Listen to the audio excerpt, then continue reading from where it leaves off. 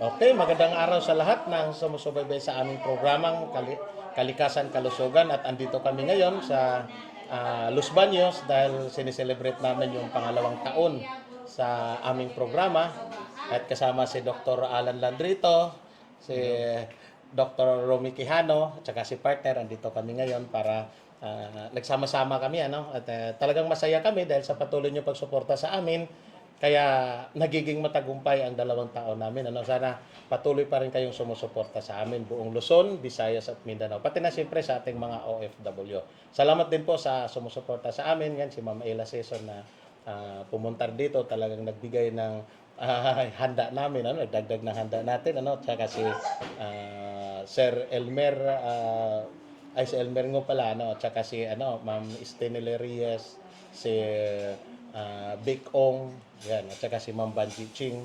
Maraming salamat po sa inyo. At syempre, pati na ang Glam in Parks na nagbigay natin, pambili natin ng lechon. Ayan, kaya salamat sa inyo. At syempre, pag-uusapan pa rin namin ngayon sa pangalawang taon. Bago natin pag-usapan tungkol sa excess debt, babati mo na si Doc Alan. Hello, magandang hapon sa lahat at kagalakan namin lagi na kapag hatid sa inyo ng mahalagang mga informasyon, may kinalaman sa kalagayan ng kalusugan sa ating bansa, maging sa ibang bansa. Kasi alam naman natin na magaman masasabing parang masamang balita, na dumadami yung mga nangangamatay ngayon. Compared sa mga pre-pandemic years, nais nating suriin, investigate, kung ano yung naging sanhi nito at makita natin kung anong magiging solusyon. Kaya very significant itong magiging programa natin bilang anniversary, second anniversary ng ating Radyo Kalusugan. Kaya stay tuned. At especially now, we have our very important guest, Dr. Romy Quijano. So we will learn so many things. Okay. Doc, dati ka, Doc. Magandang hapon sa lahat na nakikinig at sa lahat ng inyong mga taga-subaybay.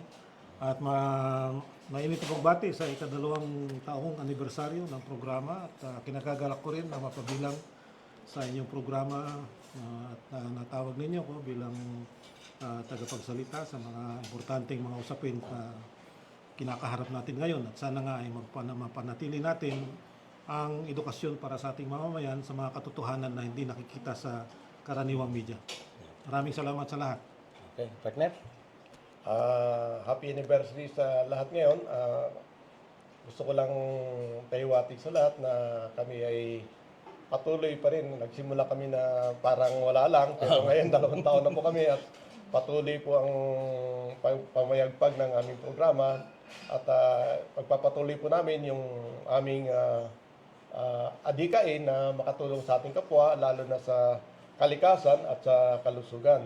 At dito po sa Kalikasan Kalusugan, dito po namin pinararating sa mga mayan at sa buong mundo na there is really a way, there is a paradigm shift ng approach natin sa kalikasan natin at sa kalusugan in general. Doc? Okay, so let's start. Ano bang ang nahihanda nating paksa ngayon ay may kinalaman sa Excess debt. excess debts. Oo. Ano ba ang excess debts? Pag sinabing excess debts, ibig sabihin, tumaas ng antas ng mga namamatay in a particular year, sa isang ito ng panahon, usually 1 year, i-compare sa previous year. Pag ito'y lumampas ng 10% more than the previous year, that is considered excess debts. Although merong iba't ibang definition yan, pero yan ang pinaka-simple definition ng excess debt. Kasi usually, ang variation naman nasa 3% 3 at most 5% lang. Kasi syempre merong mga trend ng population. Minsan napapadami ang pagbilis ng populasyon. Minsan naman bumabagal. May mga factors yan. Pero hindi lumalampas ng 5% po yan. Ngayon kapag lumampas ng 10% ang namamatay, so ibig sabihin, something went wrong. Usually nakikita lang yan kapag may mga gera o merong mga major disasters, diyan nakikita. Pero kung walang mga ganon, karaniwan takbo lang ng panahon, excess debts yun. Kaya hahanapin natin ng dahilan. Ngayon, nais na ipakita, nagsimula ito nung pandemic, pero hindi po yung COVID deaths ang dahilan. Hindi po yung minor fraction lang po talaga, maliit na antas lang po talaga nung total ng excess deaths ang sanhi ng COVID. Ang kinamatay dahil sa COVID, kundi marami pang ibang dahilan bakit sila nangamatay. At dahil nais nating tuklasin o explore, no, hanapin kung paano maunawaan ba't nagkaroon ng ganong pangyayari. Narinig ko nga, Dok, na ang sabi nila, ang dahilan lang daw nun is natural, ano lang daw yun, dahil kulang nga raw yung medical parang attention noong panahon na yon, kaya yun ang dahilan kung bakit dumami yung matay. Dr. Cano, anong masasabi mo roon? Hindi totoo yung pangangatwiran nila kasi dati naman nang kulang talaga ang ng health services dito sa atin at kung meron mang ganong kakulangan hindi tataas ng ganun yung mga namamatay. At ang isang malinaw na dahilan sa sobrang pagkamatay, isa lang naman ang malaking pagbabago na nakita ng taong bayan na sa una pa ay nagwa-warning na ako na delikado yan. Yan ay pagbabakuna ng maramihan na sapilitan sa mga tao dahil sa sinasabi nilang pandemic daw na sa totoo lang ay resulta ng isang bioweapons research at hindi naman talaga ganun kadelikado. Tinakot lang nila, tinakot ang mga tao para lang mapilitan silang magpabakuna at hindi binigay sa kanila yung tamang impormasyon. Nilinlang ang mga tao sa madaling salita. At yung bakuna na yan, nung pang hindi pa nga nag-uumpisa ang pagbabakuna, nagbigay na ako ng babala dahil pinag-aralan ko na yung paggawa nila ng bakuna, pati na yung mga dating bakuna ginagamit nila. Sa totoo lang, noong pang 1990s, sinimulan na nilang mag-eksperimento sa mga coronavirus vaccine. Una nga, na sinubukan nila yan ay yung SARS-1 noong 2001-2002. Nakita nila noon pa man na hindi epektibo yan at delikado. Sa animal experiments nga ginawa noon, sa coronavirus vaccine na unang attempt nila, yung mga experimental animals na ginamit nila, halos lahat nangamatay. Malaking warning signal na yan. Sa katunayan, hindi nila na ipagpatuloy yung kanilang pag-aaral sa pag-develop ng mga bakuna na yan dahil nga dun sa ganung findings noon pa. Kunting So, linaw lang, Dok. alam nila yan. Kunting linaw lang. mRNA ba yun? mRNA vaccine. Pero sa pangkalahatang kalagayan din, yung katangian ng mga coronavirus ay halos pareho ng katangian ng flu viruses na talagang pabago-bago talaga yung strain ng viruses at hindi talaga nakakahanap successfully ng mabisang bakuna at yung talagang ligtas na bakuna para sa mga yan. Ganun pa man, pinipilit nila yan dahil nakikinabang sila na kumikita sila na limpak-limpak na salapi sa pamimilit ng pagbebenta ng mga bakuna yan. So ganun pa man, mayroon ng mga scientificong ebidensya noon na delikado itong mga klaseng bakuna na ito, lalo na yung messenger RNA vaccine na hindi katulad ng traditional vaccines na pinapahina lang nila yung totoong virus. Ang problema pa nga rito, yung SARS-CoV-2 na sinasabi nila, hindi naman talaga totoong virus yan na natural. Yan ay synthetic yan. Manufacture lang yan sa bioweapons laboratory na magkasabwat pa nga ang China at saka US. At ang pinakahuling hugyugtungan ng research na yan ay ginawa doon sa Wuhan, China. Kaya nga sinisisi nila palagi sa China yan. Pero sa totoo lang, nag-umpisa yung bioweapons research na yan na lumikha ng COVID virus sa US pa, matagal nang inumpisa niyan. At nagpapatente na sila na mga resulta ng mga pananaliksik nila na karaniwan ay nanggagaling doon sa University of Carolina na Chapel Hill Research Laboratory sa pangunguna ng prominenteng mga scientista doon.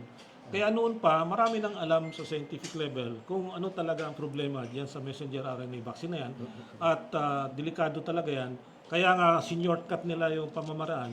Tinanggal nila yung karaniwang requirement sa drug regulation doon sa mga dapat kumpleto ang animal studies yan. Binaypas nila yan. Ginawa nilang warp speed, tawag nga nila doon sa Amerika, warp speed. Nasa loob lamang ng isang taon, wala pang isang taon.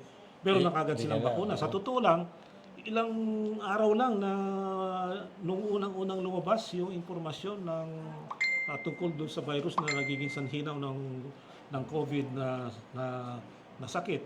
Abay, meron na kagad silang nakahandang bakuna. Ang ibig sabihin nun, talagang plinano talaga nila na ilabas itong bakuna na ito at sa pilitan, gumawa sila ng lahat na hakbang para mapilitan ng mga tao na sumunod sa gusto nila, mabenta itong mga bakuna nito. Kaya tinakot nila ng tinakot, in-exaggerate nila yung mga namamatay sa virus.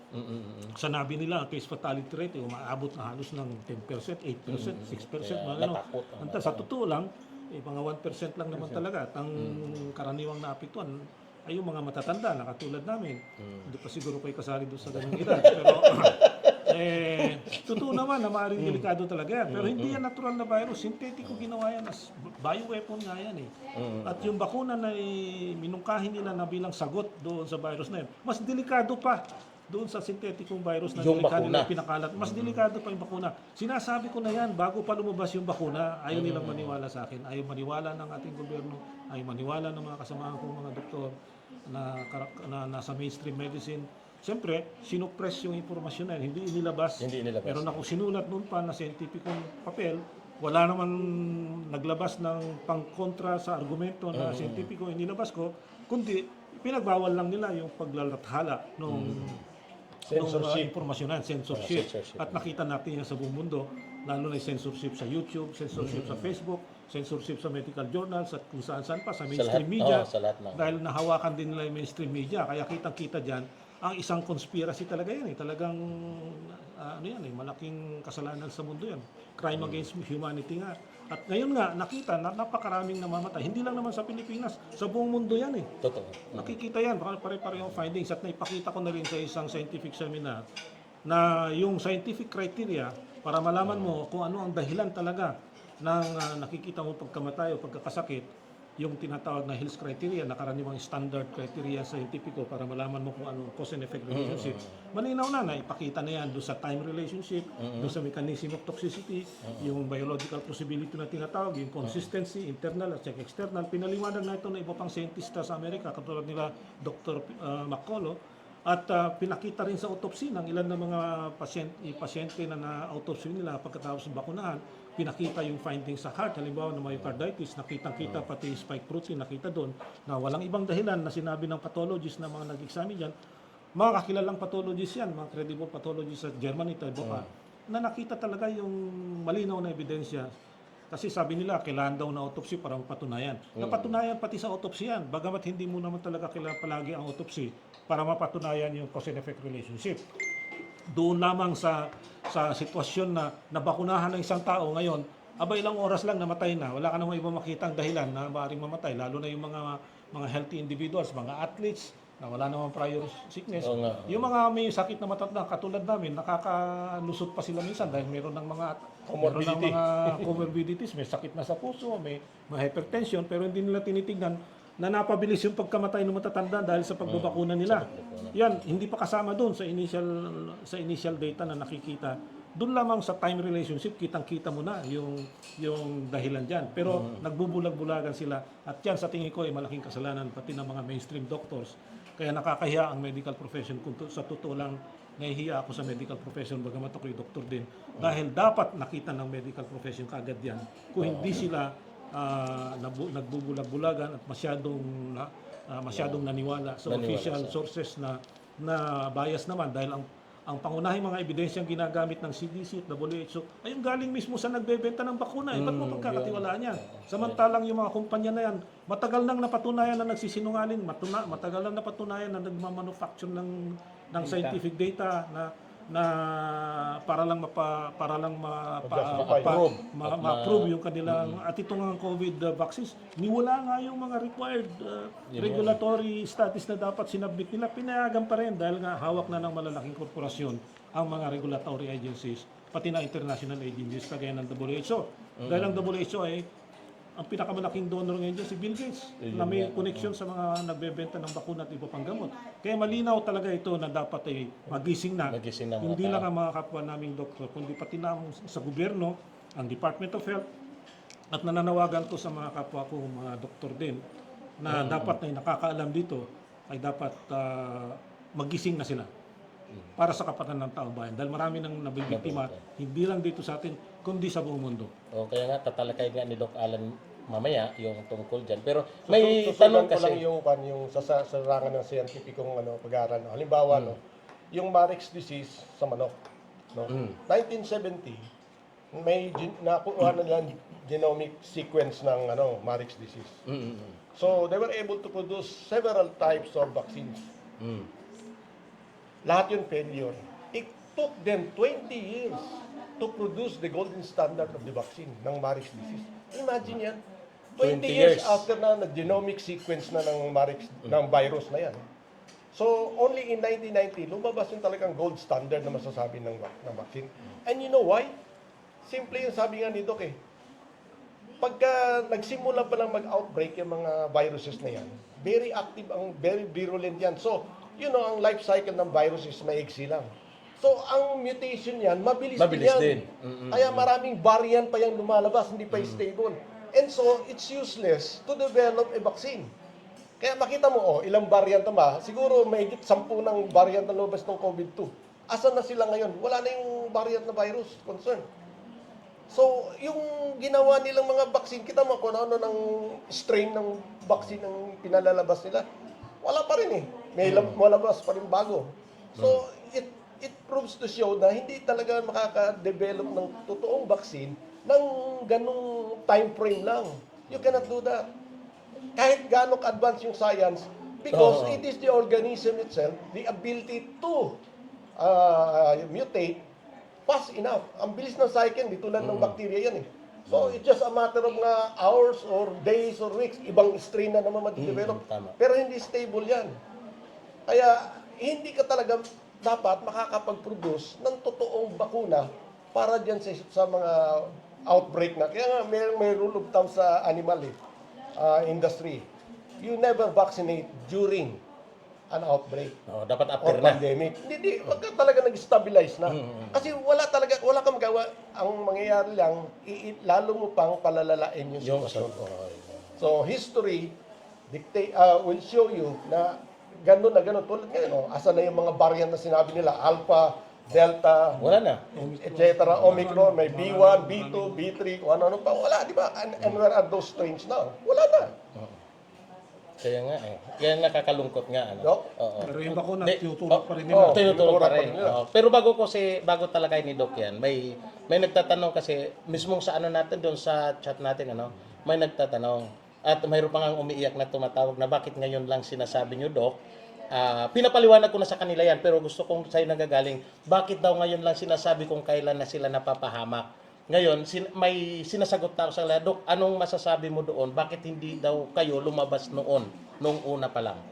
Kasi sinabi ko na nga, lumabas ka na nga eh. Anong masasabi mo, Dok? Yes, totoo kasi itong dangers ng vaccine, noong pa man sinasabi ko na yan actually, pag di ba nagkaroon ng Zoom consultation, it covers from 1 p.m.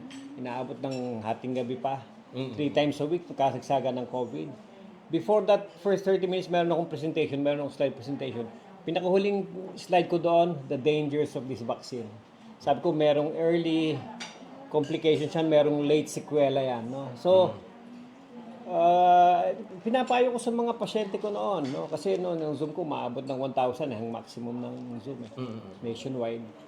Sinasabi ko, huwag kayong magpapabakuna kasi hindi talaga true vaccine ito. Gaya ng binabanggit ni Jill dito, who is an expert in animal science. No? Hindi pwede yung mga kagaya ng coronavirus. No? Kung when it comes to measles, yan, nakaka-produce sila ng perfect vaccine dyan. Halimbawa yung diphtheria, pertussis, tetanus, perfect vaccine. Pero this one will always bring about an imperfect vaccine. Why so? Kasi characteristic ng coronavirus talagang nagme-mutate yan. In fact, hindi alam ng maraming mga tao, matagal ng panahon, taon-taon may coronavirus. It is a cold virus, yan ang nagbibigay ng ang sakit lang binibigay niya is the common cold. And according to the research, 6% of the total population of the planet is getting all this cold virus, tong coronavirus na ito. This time, gaya nga ng binanggit ni Doc Romy, nagkaroon sila ng Cameron research, gumawa sila ng kumuha silang monstrous quality ng ibang virus at isinama dyan, kaya ganyan ang naging effect. Marahil kumuha sila ng property sa, alam niyo naman, kasi nakikita natin yung HIV, parang ganun ang lumalabas, no? May immune deficient yung mga tao. O nagkakaroon ng problema sa coagulation o bleeding, baka kumuha rin sila sa Ebola. We can only hypothesize kasi, no criminal will ever expose his own, di ba, tracks, di ba? So, ibig sabihin, these are all in secret. So, ngayon, ang tanong, baka conspiracy theory na naman yan, no? When we say theorizing something is part of being a scientific person. We theorize. We start with a statement of a hypothesis, and then we offer a certain theory that we will, through scientific method, puprove natin kung tama o mali, di ba? Pero pag sinabing conspiracy theory, we are theorizing, not us, no? Marami, hindi kami, ako hindi ko kinukonsider na nag-ano ko kasi political yan, hindi ko nalinya yan, no? Pag sinabing conspiracy theory, yung mga people or persons in high ranks or in high power or in high influence are conspiring together towards doing something bad to humanity. Kaya sinasabi, conspiracy yan. Tapos yung iba nagtutyora kasi they're connecting the dots, nagpo-form sila ng theory. Possible yata nagkukuntsaba itong mga ito.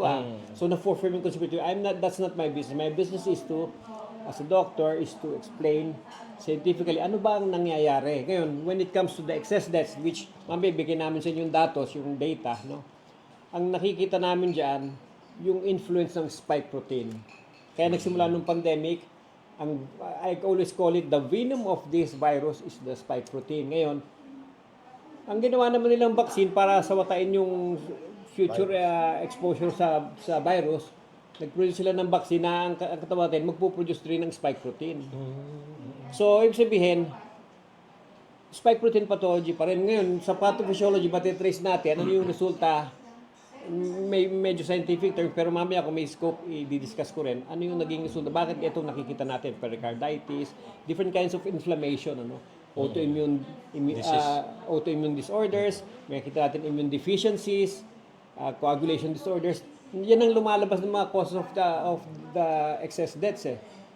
It traces back to spike protein pathology. Later on, kung may chance, pwede natin explain in scientific terms, pero gusto kong ibaba sa level na maunawaan kahit nang hindi mga doktor. Dr. Rami, anong... Ay, tungkol doon sa tanong bakit ngayon lang, matagal na. So, wala pa nga yung bakuna, nagwa-warning na ako, pero hindi naman pinapansin ng mga kapwa ko doktor, mga sumulat pa nga ako ng artikulo nung in-announce na mayroon daw pandemic. Sumulat na ako ng scientific article tungkol sa origin ng virus na yan. Na yan ay resulta ng bioweapons research. Walang pumansin na mainstream media, pati yung danger ng bakuna. Tapos na-interview din ako noon ng CRH na sinabi ko na doon, delikado yung bakuna para sa virus na yan. Anong ginawa? Wala na, hindi na rin Sinensor eh, tsaka siniraan ako ng siniraan. Irresponsible daw ako, fake news daw yung sinabi ko. Matagal namang iba pang mga nagbibigay ng warning. Pati yung mga kasamahan natin, si nasirang Dr. Ian Bayani, kasama yan, tsaka yung iba pang kasamahan niya. At that time, hindi ko pa nga kilala si Doc Alan noon eh. Pero pareho na kami ng pag-iisip tungkol dyan sa bakuna na yan. At sumulat ako ng mga scientific articles, pinamahagi ko pa yan doon sa mga kasama kong doktor sa UP Manila. Pero ang ginawa, tinakwil pa ako ng UP Manila. At hindi ako pinapansin. Wala namang sumasagot ni isa man sa kanila para pabulaanan yung mga sinulat kong mga scientificong mga dahilan kung bakit sinasabi kong delikado yung bakuna na yan. Kaya noon pa, nagbibigay na kami ng ilan sa amin ng babala. Pero ano nila, binabarahan nila yan, pinagkakait nila sa taong bayan yung impormasyon na yan dahil sa massive censorship na ginagawa nila. Lalo na sa mainstream media na araw-araw maririnig ng taong bayan, safe and effective, mga taga-DOH, safe and effective. Maski malinaw na doon sa mismong monitoring ng FDA. Ng Pilipinas, nagpapakita na rin na mayroong mga reports na namamatay. At saka marami na rin nagbibigay ng feedback na mga nadidisgrasya sa bakuna. Nasabihin pa rin sa website ng DOH, walang mga ganyang klaseng nangyayari at hindi konektado yun sa bakuna. Palaging ganon. Bulag. Talagang nagbubulag-bulagan, kaya malaking kasalanan niya. Isang pa dito na malino, bilang kasagutan doon sa tanong, kung mapapansin ninyo, yung sa mga nakikinig sa amin sa Zoom ni Doc, 2021 nandun na kami. In fact, nung yung tanong ni Akop, ni Congressman Akop, doon sa hearing noon sa inyo, ay bakit ngayon, there are many genius in hindsight daw, sabi niya in hindsight. No, Dr. Alan nandito and Dr. Romy Quijano, wala pang lumalabas na bakuna. Sinasabi na nila delikado yan at ivermectin ng inaano namin ni Doc Mon. Ay kung i-review nyo lahat ng kuha natin, the whole 2021, All year round, nag-ano na kami sa Zoom namin yan ng ivermectin ng kasagutan, hindi bakuna. So, ang nangyari talaga ay censorship. Now, this is the practice of the, hindi na yung conspiracy na tinatawag natin, mainstream media, na yung mga anti-vax daw na ayaw mabakuna, ito yung mga nagkukos pa daw ng sakit at magdadala at ang nagbibigay ng peligro sa mga ibang tao, which is kabalintunan ho yun. So ngayon ho, para lumabas ang katotohanan, si Doc Landrito actually, nakipag-meeting na yan doon kay President Duterte, kay DOH, hindi siya hinarap. Totoo yan. Nagbigay na siya ng kanyang mga studies na pag nag-ivermectin lang tayo, in 2 to 4 months, we can cut the problem by 90% or what. Tapos na isa ng problema. So, hindi ho totoong walang ginawa at bakit ngayon lang tayo lumabas. O kaya, in hindsight, marami daw genius. Medyo sarcastic yung makasabi ni Congressman Acop eh. Kung nakinig lang siya maigi kay Dr. Landrito, na at kung alam lang niya, baka pati yung asawa niya, nabuhay natin. Kung nalaman nila, at hindi tayo pinigilan ng mainstream media at ng mga kung ano-ano pa mga ahensya ng gobyerno, ng FDA, ng DOH, na mga si Dr. Landrito ganito ganyan, si Romy Quijano nag-aano ng tawag nito, fake news, na yung mga nagsasabi ng totoo ay siya yung mga fake news na tinagurian nila nung panahon na yun. Kaya nung kung papansin nyo, at higit sa lahat yung talagang yung solusyon sa problema ng COVID, yung tinatawag ng ivermectin, ay talagang ika nga, the war on ivermectin. Sinabi nila panghayop. Totoo yan. Hindi sa tao, nanalo ho ng ng Nobel Prize. Saan No, ba ginamit yun? Sa kabayo? Sa tao naman ginamit yun sa Africa eh. So, tingnan lang doon ninyo din, yung presentation ni Doc, kung nandun sa Kongreso, makikita nyo na sinight niya yung Africa. Yung Africa has the whole continent ng Africa, the lowest what you call this, vaccine rate. Wala silang problema sa mass death, excess death, wala. Except South Africa siguro. Yun lang. But all the rest, yung mga talagang mahihirap na African countries dahil walang bakuna doon. Ano nangyari? Wala silang problema nitong excess death. So, ito, kitang-kita mo yung comparison. Meron talaga tayong mga control tulad ng mga hindi. India, for example, walang mRNA na nakapasok sa India. Baka akala ninyo. Hindi nila pinapasok. Di nasawatan nila ng mas maaga yung Uttar Pradesh, di ba? Yung ivermectin na kung saan si Doc Landrito mismo ang nakipag-zoom dun sa mga doktor sa mga Indian sa Uttar Pradesh na yung paggamit na kahit yung panghayop yung ivermectin. una nilang source ng liquid. ivermectin. Sabi nga ni Doc, ano ba kayo, napakarami yung ivermectin dyan. Diyan yan, may bilis si Doc minsan ng kanyang mga material. Galing India. Kaya murang-mura lang. So, nagkaroon ng solusyon yun. So, ito, kailangan matauhan ng mga tao ngayon kasi nga, ang kalaban natin yan ay yung mga tinatawag na SB 1869 na gusto nila ipagpatuloy at i-institutionalize yung nangyari nitong nakaraan ng pandemic na kung saan na-censor lahat. At kahit hindi pa subok yung mga bakuna, ay ipapasok lahat, ipipilit na ipapagagamit sa mga mamayan. At yung ating Department of Health, yung ating pangkalusugan, ay magiging under sa World Health Organization. WHO. In fact, lumabas na yung IHR na yung amendment, Doc, kung nabasa ninyo. Kung pababayaan at hindi binibigyan ng pansin, itong Mayo ngayon sa World Health Assembly, ma-ratify na yan sa World Health Assembly, magiging legally binding yan sa lahat ng gobyerno. Samantalang ating representative yan, mga dapat DOH, hindi nila alam, nakaraang hearing, hindi nila alam yung provision ng International Health Regulations na lalabag sa mga batayang karapatan ng mga tao, hindi lang dito sa Pilipinas, kundi sa buong mundo. Dahil ipipilit nila, sila na magdidikta kung ano mga patakaran, sila na rin magsasabi kung may pandemic o wala. Sila na rin magsasabi, magtatakda na, tapos gagawing mandatory ang vaccination, surveillance at kung ano-ano pang mga policy measures na sa pilitan ng mga gobyerno na susunod. Kung hindi, ay magsasuffer sila ng economic sanctions mula sa mga maunlad na bansa na nagbibigay ng ayuda, halimbawa. Kaya delikado yan, dapat tutukan natin. Mabuti na lang, meron isa tayong kaibigang congressman na magkakaroon ng hearing uli sa susunod na Martes. Dan Fernandez na pinapatawag ngayon mga taga pati WHO na magpaliwanag tungkol sa usapin na yan. Kasi hindi nga alam ng ating mga dapat na responsableng government officials sila dapat nagbabantay sa ating soberanya kasi paglabag sa soberanya ng Pilipinas, yung gustong ipatupad sa World Health Organization sa pangunguna ng Estados Unidos, sa gobyerno ng Estados Unidos, magiging sunod-sunuran lang ang gobyerno natin at Department of Health dahil magiging legally binding yung mga nakalatag ngayon na amendments sa International Health Regulations sa World Health Organization na nakatakdang i-ratify sa May 22 ngayong taon na ito. Malapit na yun. Oh, Kung hindi malapit tayo, na. kung Ano walang na yun? March kikibo, na. matutuloy yun, maipapatupad yun kung walang magpuprotesta. Merong mga ilang bansa na nagpahayag na ng protesta pero ilan pa lamang yun, kakaunti pa lang dahil tinatago mismo ng World Health Organization at ng mainstream media kung ano ang totoong gusto nilang gawin na pandidikta sa mga gobyerno. Paglabag sa ating mga batayang karapatang pantao, karapatan sa kalusugan, karapatan sa kalayaan na mag-travel, kung ano-ano pa. At ipabalak na naman nilang ipapatupad ang mandatory vaccination. At sila rin ang magdideklara kung anong mga gamot, kung anong bakuna ang dapat kunin ng mga tao. Delikado yan eh. Napatunayan na natin yan. Noong nakaraan, uulitin na naman nila. In fact, Gusto nilang ulitin. mukhang kumita sila ng gusto. Gusto nilang sumagad pa uli. So, instead na matuto tayo, yan ang hinihingi namin sa mga otoridad natin, lalo sa Department of Health, no? Na dapat talaga gumamit sila ng magandang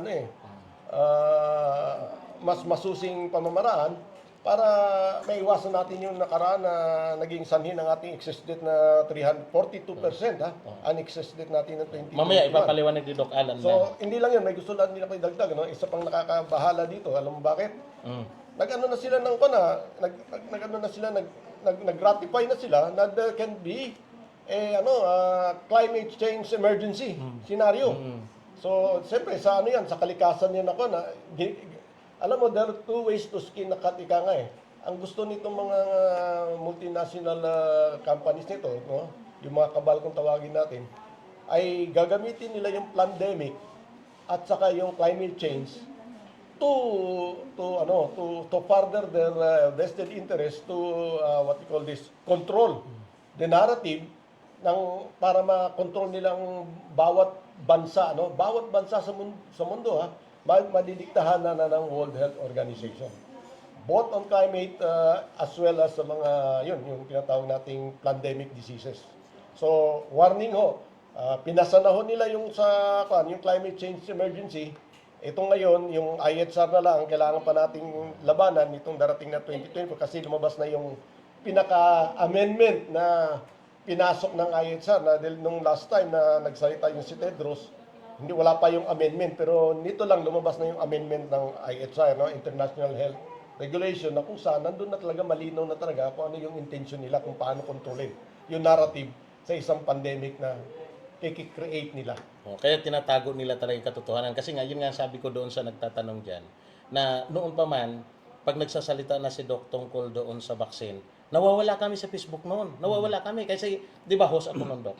Oo. Nawawala kami. Pag nilalive namin sa Facebook, pag pinasok na yung mga impormasyon, nawawala sa Facebook. Tapos, lalabas na naman uli kapag hindi na naman namin, pag inalis na naman, hindi naman babanggitin tungkol sa vaccine. Kaya, yung information na sinasabi namin, matagal na. Totoo yung sinasabi ni Doc, si Dr. Quijano, na talagang andyan, kailangan problema, tinatago. Baka yun din ang gagawin ngayon. Kaya ipapaalam ni Doc ngayon, sasabihin ni Doc kung gaano ka-importante na malaman at maidilat ang mga mata ng bawat tao at bawat mamamayan tungkol dito.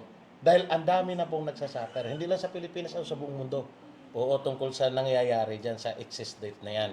Oo. Kasi, sandali, si Doc Aisha pala, nandito ang dumating. Yan. Halika Doc na. Aisha.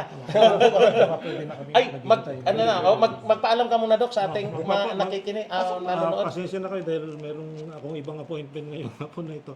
Papaalam na muna ako. Pwede kang bumalik, At maraming salamat sa inyong pag-imbita at happy anniversary ulit sa... Thank you. Maraming salamat, Dr. Romy Quijano. Maraming salamat, Doc. Hindi naman si Doc Alan. Pwede pa kayong bumalik mamaya. Si Dr. Aisha. At ano muna, Doc Ais, dito ka muna, Doc Ais.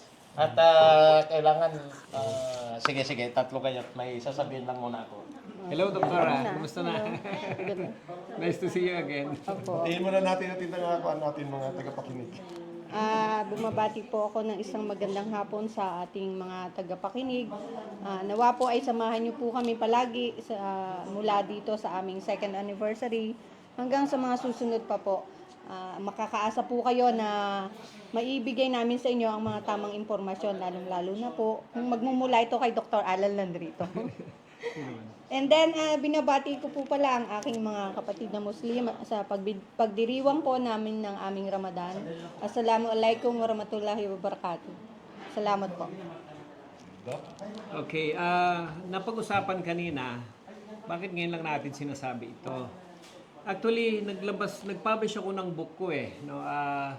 Freedom from COVID-19 Now, Prevention and Treatment at Hand. Yun ang title niya, no? Freedom from COVID-19 Now. Sa introduction pa lang, dinidiscuss ko na sabi ko, huwag natin asahan yung vaccine na yan, no? Yung vaccine. At sinite ko yung example ng tragedy, we call it the Dengvaxia tragedy, na nangyari mismo sa ating bansa sa Philippines. It was a vaccine tragedy that happened in 2016. Nagsimula silang magbakuna ng mga 10 to 12-year-old na mga bata, karamihan sa Metro Manila. Umabot ng more than 700,000 yung nabakunahan nila. And a few months thereafter, nagsimulang nag-manifest ng mga breathing disorders yung ilan sa kanila. Hindi naman lahat. Meron. Yun yung complication, yung tinatawag immune mitigated na. Hindi lang nakita, yung palang dati nang na-expose sa COVID, nabakunahan ng Dengvaxia, oo. Yun, nagmamanifest sila. Sasabihin naman nila, ay, mild lang naman, di kumpara nung dengue. Pero hindi. 600 po ang naitala, more than 600 ang naitala na namatay. That was 2016, sa Philippines mismo nangyari. Sinite ko rin sa book ko yan. Kaya sabi ko, sana huwag natin asahan ang vaccine, hindi yan ang solusyon. Ang solusyon yan, an agent which is preventative and also an agent that will be therapeutic. Matitreat niya yung sakit na yun. And at that time, when I was writing, lumabas na yung ivermectin. Kasi ang date ng libro ko, December 1, 2020 Kasi July pa lang, or even earlier, lumabas na yung mga data tungkol sa ivermectin. At from that time on, July hanggang December, yung naisulat ko ito, napakadami na namin experiences kung paano gamitin yung ivermectin sa mga tao. Yung sinasabi nila, nagkaroon kami ng chance after a few months. December 30, 2021 was the date na here kami sa Congress. COVID-19 response, yun ang team no, ng congressional hearing noon with the Committee on Health headed by none other than the Honorable Congresswoman Helen Tan. She's a doctor herself, no? So very appropriate. Nancy Dr. DOH Secretary, Dr. Duque, nandun FDA Director, Dr. Eric Domingo. Nandun si Dr. Verriere. Siya yung talagang on hand at hand na nag-handle ng COVID management. No? At fortunately, we also invited Dr. Pierre Corey from the US, representing from the FLCCC, Frontline COVID-19 Critical Care Alliance. So,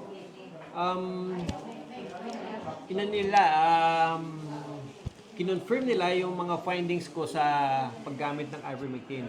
And there I was proposing, ito yun yung binanggit mo, no? I was proposing, let us give every Filipino ivermectin every 2 weeks. In a matter of 2 months, we will cut our case by 95%. And after 4 months, we will end the pandemic. Kung sinunod sana yon, August 2021, tapos na pandemic sa atin. Paano po mangyayari? Baka sabihin nyo, imposible naman sinasabi ni Dr. Landrito. Hindi po, kasi ganito po yun. Yung ivermectin kasi magsaserve as an internal protection. Nakita namin 99% na protected nung panahon na yun. Every 2 weeks lang ang bigay namin. 99% hindi na nagka-COVID pero na-expose sila. O anong ibig sabihin nun? Na-expose sila sa virus, eventually magkakaroon ng immune response, tapos doon makukomplete yung immunity. So ibig sabihin, they don't need the vaccine. And yet, because they were protected and they get the vaccine, so sabi namin, you can open the economy. Kagaya Sweden, hindi naman nagsara ng economy, hindi sinara education, hindi sinara tourism, hindi sinara industry. Tayo, sinara natin lahat Diba? Kaya mahirap na nga tayo, di lalo tayo maghihirap. Yun ang concern din namin dyan. Ano? kawawa mga tao, walang hanap buhay. Diba? So sabi namin, merong solusyon, prevention lang. Hindi nga pinakinggan, samantalang dumating yung taon na yun, dumating nung October, ang Delta sumiklam sa Uttar Pradesh. Anong nangyari sa kanila? Nangangamatay sila. 30 ang daily new cases nila umaabot ng 30,000 a day. New cases yan. Sa Uttar Pradesh yan, isang estado, isang state sa India na may 241 million population. Pero earlier before that, nakausap namin yung mga doctor sa India on a Zoom meeting. Sabi ko, ang dami-dami yung ivermectin, ba't hindi nyo ginagamit? Sabi lang, ginagamit namin sa early treatment. No, gamitin nyo sa prevention. Hindi pala nila ginagamit sa prevention. So, that gave them the impetus, the idea, and the impetus to spread it around. So, pinakalat nila sa Uttar Pradesh ang ivermectin. It is very cheap in India. No? And what happened was, in just 2 weeks' time, baba ng 90% ng case nila. In 2 months' time, almost 0 case sila every day. And that was Delta. Yun yung pinakamatinding variant na lumabas. No? We're talking about Delta here. No? So talagang ganun ka-effective. Tapos later on, ito na, 2022 na. Nung mga panahon na yun, sa discussion ko, sinasabi ko na noon, merong 6 mechanisms of action tong ivermectin. Imposibleng mag-fail ito eh. Mula sa viral entry, pipigilan na niya. Pag nakapasok siya yung viral replication because the helicase enzyme, bablock niya. Hindi rin makapasok sa nucleus para kontrolin na niya yung buong cell. I-block din niya yung protein. Tapos, ipopotentiate pa yung interferon. Tapos, i-suppress niya yung mga cytokines, no?